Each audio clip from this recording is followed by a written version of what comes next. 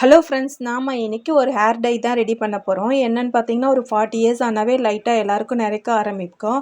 எனக்கும் அப்படிதாங்க இருக்குது. நான் மருதாணி போடுவேன். இது வரைக்கும் ஹேர் டை யூஸ் பண்ணதே கிடையாது. ஏன்னா எனக்கு எது போட்டாலும் எனக்கு என்னோடய ஸ்கின்னுக்கு செட் ஆகாது. அதனால் நான் யூஸ் பண்ண மாட்டேன்.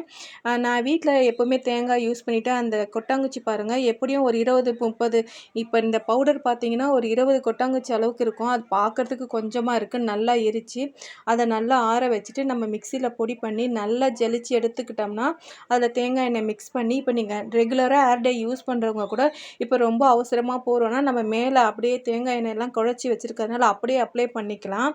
இது வந்து ரொம்ப ரெடிமேடாக ஈஸியாக யூஸ் பண்ணிக்கலாம். இப்போ நீங்கள் ரெகுலராக டை அடிக்கிறவங்களா இருந்தாலும் இது அவசரத்துக்கு யூஸ் பண்ணிக்கலாம். நமக்கு எந்த ஒரு சைடு எஃபெக்ட்டும் வராது.